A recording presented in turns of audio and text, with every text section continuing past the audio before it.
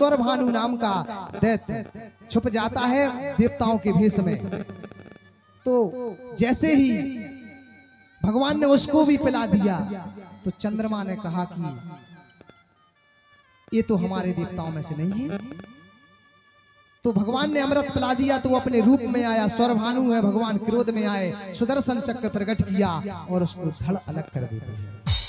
अब उसने अमृत पी लिया था इसलिए मरता नहीं वो, तो धड़ का राहु सिर का केतु हुआ।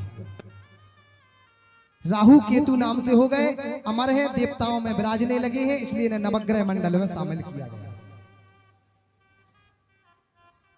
अब देवताओं को अमृत पिला देते हैं तो वही स्वरभानु राहु के रूप में चंद्रमा को ग्रहण करता है, केतु के रूप में सूर्य को ग्रहण लगाता है। इस प्रकार समुद्र मंथन की कथा होती है। अब आगे देवताओं ने भगवान से प्रार्थना की, प्रभु अब हमने अमृत तो पी लिया, मरेंगे तो नहीं, लेकिन हमारा राज तो अभी भी दैत्यों के पास है, वो राज्य कैसे मिलेगा? तो दैत्यों के राजा उस समय थे कौन? महाराज बलि। महाराज बलि कौन है? महाराज बलि है प्रहलाद जी के नाती हैं। प्रहलाद जी के पुत्र हैं बेलोचन। बेलोचन के कोई संतान नहीं थी, जंगल गए, महात्मा जी उदास बैठे थे, पूछा आप उदास क्यों हैं? तो उनका प्रसाद चिलम गांजा नहीं मिल रहा था। बोले आज जो हमें प्रसन्न कर देगा मैं प्रसन्न होकर वरदान दूंगा। तो राजा ने उनको उनकी व्यवस्था करवाई गांजे की और पिलाया। तो महात्मा जी ने उसी में से चिलम में से ही रख भस्म उसकी राख निकाल कर दे दी, जाओ अपनी पत्नी को देना, संतान हो जाएगी। तो बेलोचन लेकर आ रहे थे। अब विधान में संतान थी नहीं, अमोघ वर्षा हुई, इतनी वर्षा हुई कि डूबने लगे, राख गलने लगी। बेलोचन ने सोचा अब संतान नहीं होगी, खुद उस राख को खा जाते हैं। तो बेलोचन के गर्भ में बलि आते हैं और जब बलि का जन्म होता है तो महात्माओं ने पेट चीर कर किया तो बेलोचन की मृत्यु हो जाती है। बलि से प्रकट हुए, इसलिए पुत्र का नाम बलि हुआ। बोलिए बलि महाराज की। ये बलि महाराज 99 यज्ञ कर चुके थे, 100वां यज्ञ कर रहे थे। 100वां यज्ञ अश्वमेध यज्ञ कर लेते तो स्वर्ग के राजा हो जाते, इंद्र बन जाते। तो भगवान वामन अवतार लेके आ जाते। बोलिए वामन भगवान की जय हो। 108 अंगुल के भगवान हैं, छोटे से हैं वामन, बौने रूप में हैं। बलि के यहाँ आए, बलि के यहाँ यज्ञ चल रहा था, बाहर आए और अलख बुलाए। बलि महाराज ने देखा कि भटुक ब्राह्मण, छोटे से ब्राह्मण आए हैं, कहिए। तो भगवान ने कहा देखिए आपका यज्ञ चल रहा है और यज्ञ में दान करना चाहिए। तो बलि महाराज ने कहा बहुत अच्छा, हमारा सौभाग्य, जो ब्राह्मण आए हैं वो यज्ञ में दान ले रहे हैं, आप मांगिए। तो भगवान ने कहा पहले आप संकल्प कीजिए कि जो मैं हम मांगूंगा, जो हम मांगेंगे वो दोगे। तो बलि महाराज संकल्प करने वाले थे। शुक्राचार्य जी ने नेत्र बंद करके देखा, कहा ये कोई ब्राह्मण नहीं है, साक्षात नारायण है और छल से तुम्हारा सब सर्वस्व छीनने आए हैं। बलि ने कहा अगर भगवान मेरा सब कुछ छीने तो इससे भला और क्या हो सकता है, इससे बड़े भाग हमारे क्या हो सकते हैं। तो बलि जी महाराज अंजलि में जल लेके संकल्प करते हैं। जो जल लेने को होते हैं तो शुक्राचार्य जी उस कलश के श्रृंगी में, जो टोटी होती है जहां से जल आता है, श्रृंगी में घुस जाते हैं तो जल नहीं आता है। तो भगवान जाते हैं और कुसा से लेकर और उसको साफ करते हैं, कचरा लग गया है।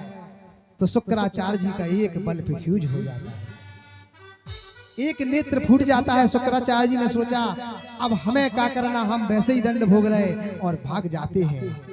बलि जी ने जल लिया, संकल्प किया आप जो मांगोगे हम देंगे। तो महाराज वामन भगवान ने क्या मांगा था? संकल्प क्यों करवाया? पहले वामन भगवान ने कहा हमें 3 पग भूमि चाहिए। तो बलि महाराज हंसे थे, 3 पग भूमि मांग रहे हो बलि महाराज से? तो वामन भगवान ने कहा इसी में आप इसीलिए संकल्प करवाया भगवान ने बलि महाराज, बदल ना जाना। बलि महाराज बोले हम बलि हैं, बहुत दान करते हैं, बदलेंगे नहीं। तो संकल्प करवा लिया। अब बलि महाराज कहते हैं नापिए भगवान। तो भगवान ने जो पग बढ़ाए, भगवान ने जो पहला पग नापा, तो भगवान विराट रूप हो जाते हैं और पहले पग में ही पूरी पृथ्वी को नाप लेते हैं और दूसरे पग में पूरा ब्रह्मांड नाप लेते हैं। और जब ब्रह्मांड नाप रहे थे तो भगवान के पग जो ब्रह्मा जी के पास पहुंचते हैं, तो ब्रह्मा जी उन चरणों को धोके जल स्पर्श करते हैं और कमंडल में रख लेते हैं, तो गंगा जी प्रकट हो जाती है। बोलिए गंगा मैया की जय हो। और 2 पग में सब सर्वस्व नाप लिए। अब बलि महाराज ने से कहा भगवान ने, कहिए बलि महाराज तीसरा पग कहाँ रखें? कुछ बचा है? संसार सब नाप लिया। तो बलि ने कहा कि अब जब कुछ नहीं बचा तो प्रभु मैं ही बचा हूँ, तीसरा पग आप हमारे सर पर रख दीजिए। भगवान ने बलि के सिर पर पग रखा। प्रहलाद जी महाराज प्रसन्न होते हैं कि देखो मेरे कुल में भी भक्त पैदा हुआ। भगवान भी प्रसन्न होते हैं और बलि से कहते हैं मांगिए तुम क्या मांगते हो? बलि महाराज ने कहा भगवान मैं जब भी जागूं आपके दर्शन हो। तो भगवान ने कहा रसातल की तो 52 दरवाजे हैं, मैं अब जी किस दरवाजे से आए? भगवान 52 रूप ले लिए और रखवाली करने के लिए पहरेदार बन गए। अब लक्ष्मी मैया सोच रही भगवान कहाँ है? नारद जी बोले मैया अब भगवान को धन की इतनी आवश्यकता पड़ गई कि अब नौकरी करने चले गए और सेवक की नौकरी कर रहे हैं, चौकीदार बन गए बलि के यहाँ। तो लक्ष्मी मैया ने कहा अब कैसे भगवान को वापस लाएं? तो लक्ष्मी मैया बहन बन के जाती हैं और बलि जी को राखी बांधती है, एक धागा बांधती हैं और राखी बंधाई में कहती हैं जो आपके दरवाजे पर सुंदर पुरुष खड़े हुए यही दे दीजिए। तो बलि महाराज समझ जाते हैं कि ये साक्षात लक्ष्मी ही है, भगवान को लेने आई ऐसे लक्ष्मी जी पुनः भगवान को ले जाती हैं। लेकिन भगवान विष्णु रूप में पहुंच जाते हैं, लेकिन बलि के यहाँ सदैव रखवाली करते रहते हैं, बंधन में पड़ जाते हैं। बोलिए बलि महाराज की, वामन भगवान की जय। अब परीक्षित जी ने प्रश्न किया प्रभु हे गुरुदेव कौन कौन मनवंतर में कौन से मनु हुए उनकी कथा सुनाइए। तो परीक्षित जी के प्रश्न पर सुखदेव जी कहते हैं तो ये वैवस्वत मनवंतर है, यहाँ पर वैवस्वत मनु हुए और इन्हीं के आगे सूर्यवंश चला है। तो सूर्यवंश की कथा श्रवण करते हैं। सूर्यवंश में इक्ष्वाकु मनु हुए और इन्हीं के वंश में आगे अम्बरीश जी आए। अम्बरीश जी की भी कथा है। सूर्य के वंशज हैं। एक बार अम्बरीश जी एकादशी का व्रत थे तो दुर्वासा ऋषि जी आए परीक्षा लेने। दुर्वासा जी आए परीक्षा लेने तो उन्होंने अम्बरीश जी पारायण कर रहे थे, द्वादशी में व्रत पूर्ण होता है तो आ गए और जैसे ही व्रत खोलने वाले थे भोजन के लिए उसी समय दुर्वासा जी आ गया। और दुर्वासा जी को आए देखे छत्री के यहाँ राजा के यहाँ ब्राह्मण आ जाएं तो पहले उनको आमंत्रण किया, पूजन किया, बोले ब्राह्मण देव हे महर्षि आप भोजन पाइए। तो दुर्वासा जी ने कहा ठीक है हम भोजन पाएंगे, हम आते हैं स्नान करके आते हैं। सरयू ही में स्नान करने चले गए, वो तो परीक्षा लेने आए थे। तो दुर्वासा जी नेत्र बंद करके देख रहे वहां क्या हो रहा है। तो व्रत खोलने का पारायण यानी अपन बुलत पान ने व्रत खोलने का समय निकल रहा था। तो अम्बरीश जी ने सोचा कि दुर्वासा जी तो अब तक आए नहीं, तो ब्राह्मणों से पूछा क्या किया जाए। ब्राह्मणों ने कहा भगवान का चरणामृत ले लीजिए और भगवान का चरणामृत लेकर फिर व्रत खोल लीजिए। तो ब्राह्मणों के कहने पर अम्बरीश जी ने ऐसा ही किया। जो भोजन पाने लगे सो दुर्वासा जी आ गए, और दुर्वासा जी आए तो दुर्वासा जी ने देखा और कहा, रे अधर्मी राजा है तू, ब्राह्मण को आमंत्रित करके और खुद पहले भोजन पाले लगा। तो दुर्वासा जी ने कहा कि मूर्ख, तूने ब्राह्मण का अपमान किया है, इसलिए अब कृत्या को प्रकट किया और कहा, जाओ अम्बरीश जी को अग्नि से भस्म कर दो। जैसे ही अग्नि से अम्बरीश जी को भस्म करना चाहा, भगवान का सुदर्शन चक्र आ जाता है और अग्नि को भस्म कर देता, अग्नि को ही काट देता है और दुर्वासा जी के पीछे सुदर्शन चक्र भागता है।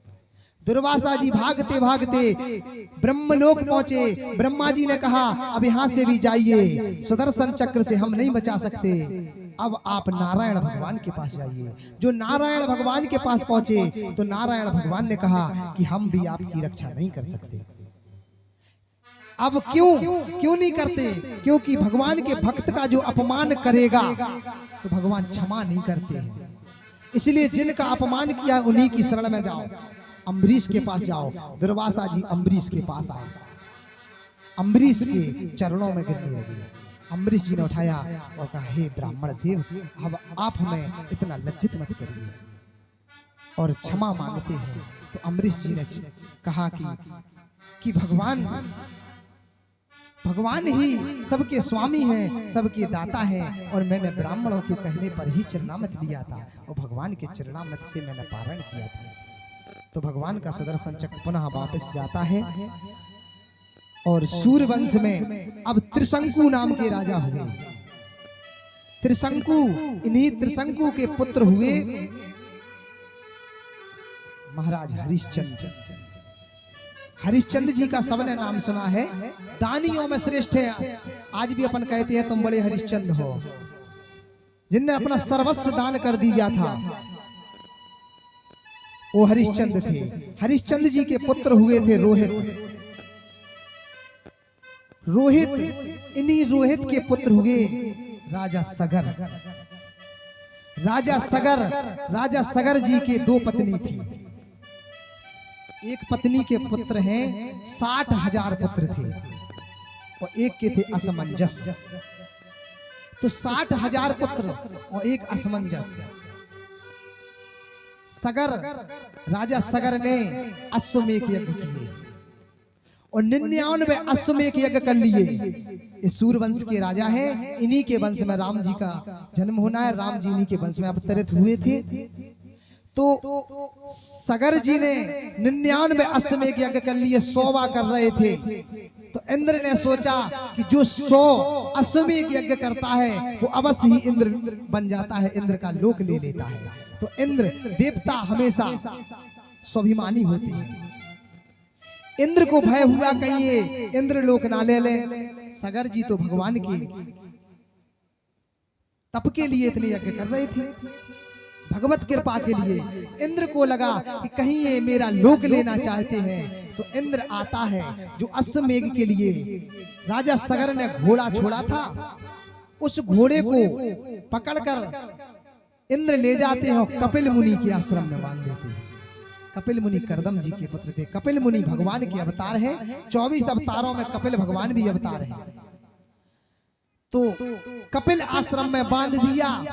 हरिद्वार में कपिल मुनि का आश्रम है, बद्री का आश्रम। बद्री का आश्रम में घोड़े को बांधा। राजा सगर के 60,000 पुत्र उस घोड़े को खोजते खोजते कपिल मुनि के आश्रम में आ गया। जब कपिल मुनि के आश्रम में आए, घोड़े को बंधा देखा तो उन्होंने सोचा कि इन्हीं कपिल मुनि ने पकड़ा होगा। और जो घोड़ा वो पकड़ता था, उनको जिनके यहाँ यज्ञ चल रहा है उनको जीत करके घोड़ा वापस ले जाना पड़ता था। तो राजा सगर के 60,000 पुत्रों ने कहा, महाराज उठिए, हमसे युद्ध कीजिए, हम घोड़ा लेने आए हैं। कपिल मुनि तो तपस्या में बैठे थे। तो इन्होंने युद्ध के लिए ललकारा और जाके युद्ध के लिए जगाने लगे। तो कपिल मुनि तप से जागते हैं और क्रोध की अग्नि से, क्रोध के द्वारा देखते हैं तो योग अग्नि से 60,000 पुत्र जल के भस्म राख हो जाते हैं। अब सगर के 60,000 पुत्र जल के राख हो गए। तो सगर के 60,000 पुत्रों में उन 60,000 के सौतेले भाई असमंजस थे। असमंजस फिर सगर ने कहा आप खोज कर लाइए, आपके भाई तो लौट कर नहीं आए। असमंजस आए तो देखा कपिल मुनि के आश्रम में 60,000 पुत्रों की राखी की ढेरी लगी है। तो वो 60,000 ढेरियां तड़प तड़प कर आवाज दे रही है, हमें मुक्ति दीजिए, हमें मुक्ति दिलाइए।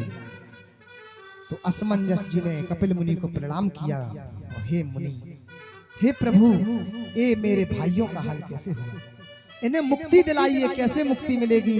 तो कपिल मुनि ने कहा कि हे राजन, हे राजकुमार, इन्होंने अपराध किया है, हमसे युद्ध करने के लिए आए थे, योग अग्नि में जल के भस्म हो गए हैं। अब आप इनकी अस्थियों को गंगा जी में विसर्जित करो, गंगा में विसर्जित करो तो इनकी उद्धार हो जाएगा। अब गंगा जी कहां से आए? गंगा जी तो तब थी नहीं, ब्रह्मा जी के कमंडल में, स्वर्ग लोक में, तब ब्रह्मलोक में गंगा जी थी। जब भगवान ने पग बढ़ाया था तब गंगा जी अवतरित हुई थी। तो असमंजस ऋषि ने कहा कि गंगा जी कैसे आएंगे? कपिल भगवान ने कहा आप तप कीजिए। तो असमंजस के पुत्र हुए अंशमान। अंशमानु ने अपने पूरे जीवन भर तप किया। अंशुमान भी साथ थे। अंशुमान ने ही पूछा था मेरे चाचाओं का उद्धार कैसे होगा। तो कपिल मुनि ने उपाय बताया कि तुम्हारे चाचाओं का उद्धार ऐसे होगा जब गंगा जी आ जाएंगी। अंशुमानु जी ने पूरे जीवन भर एक पैर पर खड़े होकर तप किया और उनका देह शांत हो गया। अंशुमान के पुत्र हुए दिलीप। दिलीप जी ने पूरे जीवन भर तप किया, गंगा जी नहीं आई। दिलीप के पुत्र हुए भागीरथ। भागीरथ जी के तप से गंगा जी प्रसन्न हुई और ब्रह्मलोक जाते हैं, गंगा जी को लेकर आते। हरिद्वार से होकर गंगा जी निकलती हैं, 60,000 अस्थियों को बाहर ले जाती है। बोलिए भागीरथी गंगा मैया की। अब इन्हीं के वंश में दीर्घवायु हुए। दीर्घवायु के पुत्र खटवांग हुए और इन्हीं के वंश में राजा रघु हुए। अब रघु के नाम से रघुकुल हुआ।